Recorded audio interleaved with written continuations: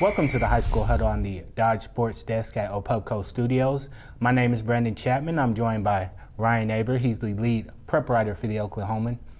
Midwest City and Norman North have proven to be the best 6A teams on this side of the state. In Thursday's Oklahoman, we take a look at both teams. Ryan, which team do you think right now is the best, and which team do you feel like will go the furthest in the playoffs? Well, I think these are two different teams. Norman North's strength right now is depth. They've got stars at just about every position across both sides of the ball. Tyler Tettleton has proven himself to be healthy. Midwest City's biggest asset is their speed. Obviously, you think of Timothy Flanders, you see a name like Gaddis in their backfield, you're going to think great running games. They've got that. They've got Jace Chilcote, who's done really well at quarterback. He was maybe their question mark coming in, has really performed well. I think right now Norman North, just because of that depth, is the best team out of those two. It's really going to depend on who they match up with in the playoffs. I think either of these teams, though, this year, because I don't think Jinx or Union are as dominant as they have been, certainly maybe not dominant over anybody, they have this year's the best chance for us to get not only West champion, but we could see both these teams in a final. All right. Well, Oklahoma Christian School's Jeff Smith earned the Player of the Week honors with his outstanding performance in a win over Watauga. NewsOK.com's Justin Harper spoke with Smith about his outstanding game. All right, Justin Harper here with Jeff Smith. He's the Oklahoman's Player of the Week after this week's 41-29 win over Watauga, where Jeff did a little bit of everything in this game. He had 4 rushing touchdowns, 216 yards on the ground. He had an interception, a blocked extra point, and 11 tackles on defense as linebacker. Jeff, have you ever had a game where you've been that busy, where you've done that many things? Also, he's the deep snapper, so he basically never comes off the field. But have you ever had a game where you've had that big of an impact? Not personally. This is the first year I've actually really been played or been looked to for anything really. I played both ways last year, but I was just a sophomore, just kind of learning, kind of getting a feel for things, and didn't trust me with much last year, so no, not particularly. Well, how about when you were a little kid in like Little League and stuff? Did you ever have games like that then? Believe it or not, I was actually on the line a lot whenever I was a little kid. I'm not the biggest right now, but I haven't grown in a few years. So. You were a lineman, huh? Yeah. Yeah, big change. Do you prefer playing linebacker or running back, or are they even?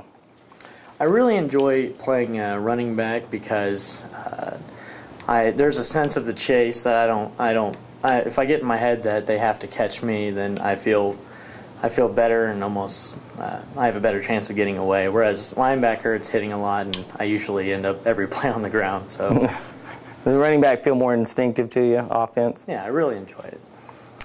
Well, the question now is, you have Wynnewood this week. What can you possibly do for an encore after what happened last week?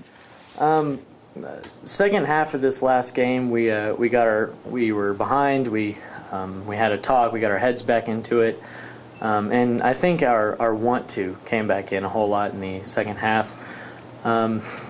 Just like this last week, if our line has that want to, and if we really get it in motion and really care about it, then I think we can do really well and bring home a win. All right, and maybe you won't have to block extra points and do everything else. Oh, well, hopefully not, but I don't mind. All right, well, congratulations. Yep, thank you so much. We're back at the Dodge Sports Desk. It's time to look ahead to this week.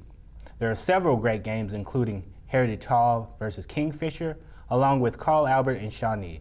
Between those two matchups, Ryan, which game do you feel like has a chance to be the most competitive? Well, I like the Shawnee-Carl Albert game just because Shawnee's defense has really been dominant. They've only given up 15 points all year.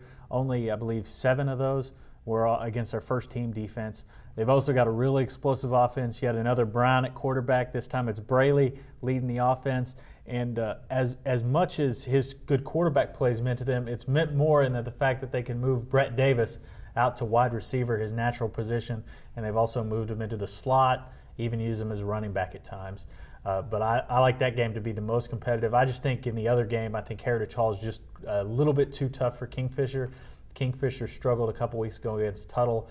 I think that the top of that class with Heritage Hall and Chandler and Cassia Hall and some of the others is really deep. and I think Heritage Hall is one of those teams that's just head and shoulders above everybody else. All right. Well, what games do you feel like this week people should keep an eye on as far as other games? Well, I think there's a couple to me, and sticking in that same district that we were talking about with Carl Albert and Shawnee. The other two teams atop this district right now, Guthrie and Ardmore. Ardmore, one of the few teams that can match up with Guthrie's athleticism. I don't think they're quite as fast as Guthrie is overall, but they could stick with them. The other one is Woodland and Hominy getting together. Hominy had a tough loss last week to Morrison, a team that moved up from 8-man and has really performed well in Class A. Woodland had a really tough stretch to start the season. They've bounced back since then. I think Woodland gets them in this one. Thanks for watching the High School Huddle. We'll be back next week on the Dodge Sports Desk as we continue to provide the best high school coverage in the state.